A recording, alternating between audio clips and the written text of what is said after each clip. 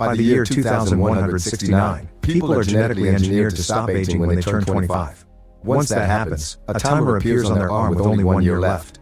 To keep on living they must work, since time is now society's currency. This means rich people are effectively immortal. The country has been divided into areas called time zones to separate the different classes, the richest area being New Greenwich.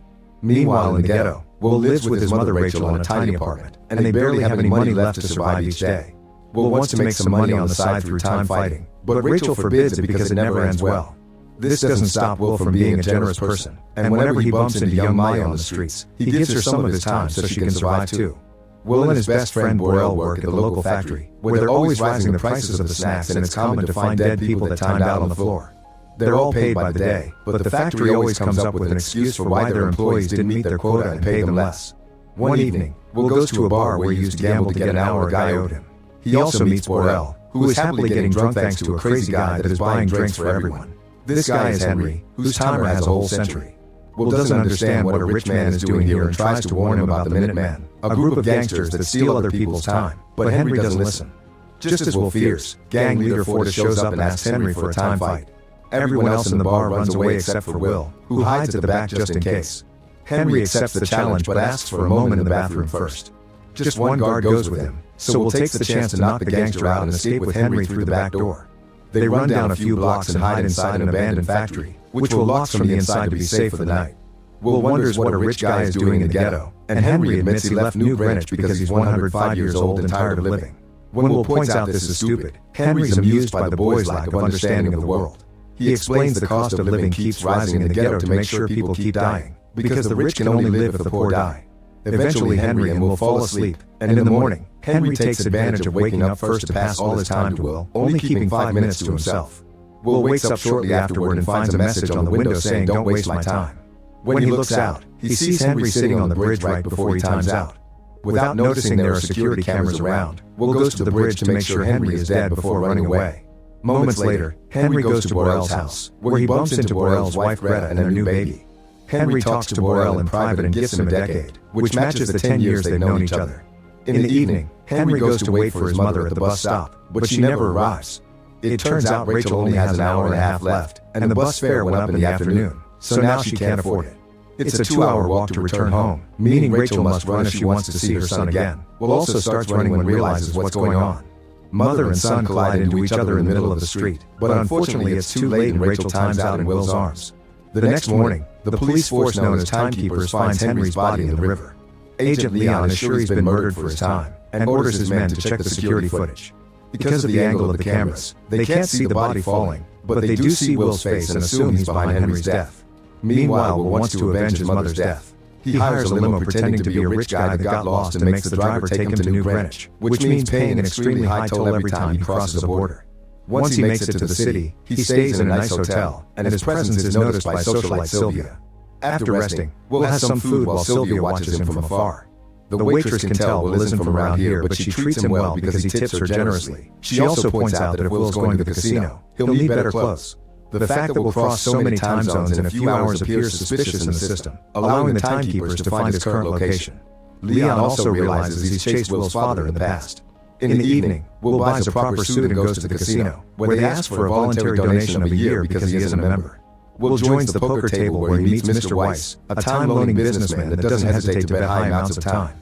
Sylvia, who is Weiss' daughter, also comes to the table but only to watch, and Will keeps an eye on her while taking the risk and betting all he has. This turns out to be worth it because Will wins the game, which impresses Weiss and earns Will an invitation to his next party. The next day, Will buys a very expensive car and drives it to Weiss' party. Sylvia is very curious about Will and invites him to dance, telling him she can see he's probably from the ghetto. She admits she sometimes envies people from the ghetto because she lives always surrounded by her father's guards without real freedom, and she wishes she could do something foolish or worth something. Will drags her to the beach behind the house to go skinny dipping, which should count as something foolish. Sylvia is hesitant at first, but soon joins him in the water and they discuss the possibility of doing more foolish things. When people begin looking for Sylvia, she hides with Will in a cave and asks him to go back before they get into trouble. The pair returns to the mansion through different doors to avoid suspicion. Weiss invites Will to play poker, but they're suddenly interrupted by the timekeepers, who found Will's location by following the purchase of his car. Will is taken to a private office for interrogation, but when he tells them about Henry timing out on purpose, they don't believe him and take most of his time, leaving him with only 2 hours for booking and processing.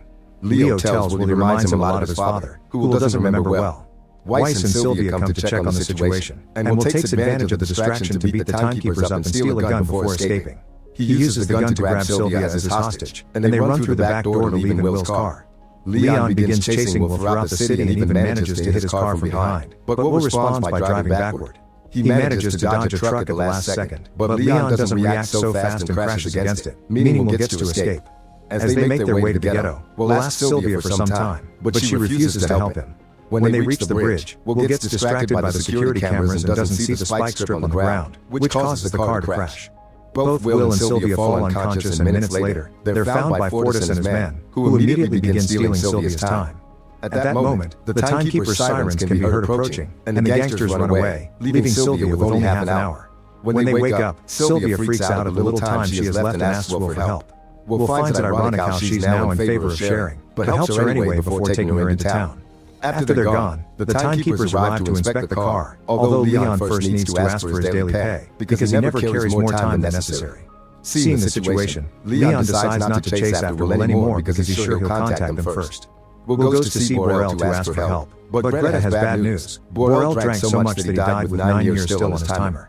Sylvia starts freaking out again, but Will notices she has fancy earrings and drags her to the pawn shop. The owner is about to close, but he makes an exception when he sees how valuable the rings are. He also notices how desperate they're for time and only pays them 2 days, which they have no choice but to accept to survive. Next, they go to a payphone and will make Sylvia dial her house's phone so he can talk to Leon. As a ransom, Will asks for 1,000 years to be distributed to the timelines in the ghetto.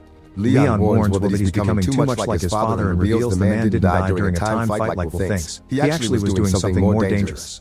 Will hangs up on him, and Leon tells Sylvia's parents of the ransom, but Weiss hesitates to give away even what for him is pocket change. Will takes Sylvia to his apartment to spend the night there, and Sylvia changes into Rachel's old clothes. Sylvia asks Will about his father, and Will explains his dad used to be an excellent time fighter that taught him a few tricks. To prove his point, he grabs Sylvia's arm and shows him how to time fight. It's a battle of wills between timers. His dad taught him to let the opponent think they have the upper hand, let his own clock almost reach zero, and when the opponent is distracted by his incoming death, turn the tables and take it all. Will used to think his dad died on a time fight, but he now realizes he was probably killed because he gave away what he won. Then Will and Sylvia shared what happened on their 25th birthdays. Will's timer started when he was on the street and he quickly almost lost his extra year because they were in debt. In contrast, Sylvia had a peaceful awakening in bed and her dad gave her a decade to celebrate. The next morning, Will watches the timeline building from the window, but unfortunately they don't have any charity to share, meaning Weiss didn't pay the ransom. Sylvia is hurt by her father's lack of care but finally understands he became rich by stomping on other people's rights. Will tells her to go home but Sylvia refuses, causing them to accept to work together and kiss. Sylvia does want to call home though, so Will gives her the gun to protect herself while he watches from the corner. Weiss quickly picks up Sylvia's call and ignores her insults to warn her the timekeepers are coming to get her. When Sylvia turns around, she sees Leon approaching Will, thus she shoots him in the arm. Will takes the chance to check Leon's timer and learns timekeepers don't keep much time with them to discourage thieves. This prompts Will to give Leon some time in order for his co-workers to rescue him. While Will and Sylvia escape in Leon's car, Leon begins walking out of town as everyone yells at him for not protecting the little people. Thankfully, his fellow keeper rescues him before things get violent. Sometime later, Sylvia points out they can't keep driving in a cop car, which gives Will an idea. He pretends to be a timekeeper to stop another car by the road, and then they proceed to steal the rich lady's earrings and her time, leaving her with only 1 day before running away in her car. Once they're far enough from town, they stop the car to watch the news and they discover they're now wanted people. Will once again tells Sylvia to go back, but she refuses because doing this is much more fulfilling. Meanwhile, Weiss is lying to his investors, telling them everything is under control.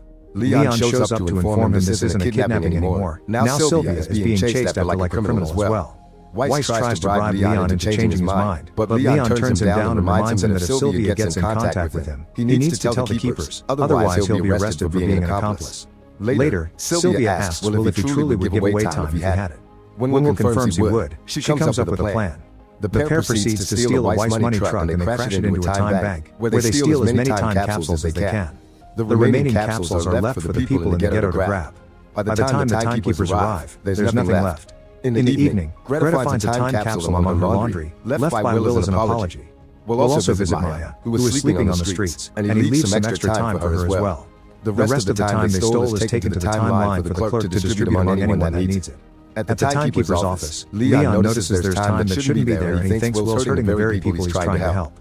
The next morning, Fortis tries to rob a man, but the guy can finally stand up for himself because he bought a gun. Fortis pretends to let him go, but as soon as the guy turns around, he shoots the man anyway. When Fortis checks the guy's timer, he's shocked to see he's wasted a lot of time. Will and Sylvia begin robbing time banks all over the place, and their adventures appear on the news.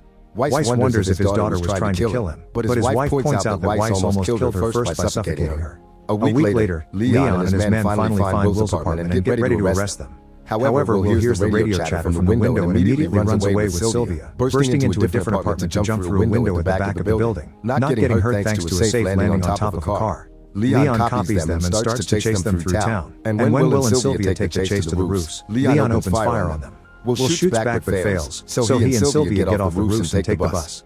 The driver considers the idea of handing them to the authorities, but bribes him into silence and they get to leave Leon behind. A few hours later, Will and Sylvia check in at a hotel, paying extra to have all the rooms and for the receptionist not to tell anyone. When a new client comes in, he's told the hotel is fully booked, but he manages to get a quick view of Will and Sylvia going upstairs. Later, Fortis and his men begin threatening people on the streets for information on Will and Sylvia. At first people stay silent because they want to protect their sabers, but Fortis then kills a man to show how serious he is. This inspires the guy from the hotel to confess what he saw. At the hotel, Will and Sylvia learn that the reward for their heads is 10 years, which they consider pretty insulting. Suddenly Fortis bursts into the room with his men and hold a couple at gunpoint while Fortis explains to timekeepers leave him alone because he steals from his own people. So now he must restore order. He claims he doesn't like killing people in cold blood and challenges Will to a time fight. Will uses the trick his father taught him, and when Henry begins looking at his timer, Will begins taking all his time. The guards come closer to watch in shock, and Will takes the chance to shoot them all before he makes Fortis time out for good. By the time the timekeepers arrive at the hotel, Will and Sylvia are already gone. Some hours later, Will notices prices and loan rates are being raised faster to make up for the new time on the streets. Their little robberies aren't making a difference. They would need a whole million years to even make a crack. Fortunately, Sylvia knows where to find such an amount. The next day, Weiss is worried about the situation and goes to work surrounded by more bodyguards than usual. The guards suddenly turn around when they detect a threat, but it's just Sylvia announcing she wants to surrender. Weiss believes her and is ready to take her back. This distraction allows Will to sneak behind him and capture him as a hostage. Then Will and Sylvia take Weiss to his office to make him open the safe where he keeps a capsule with 1 million years.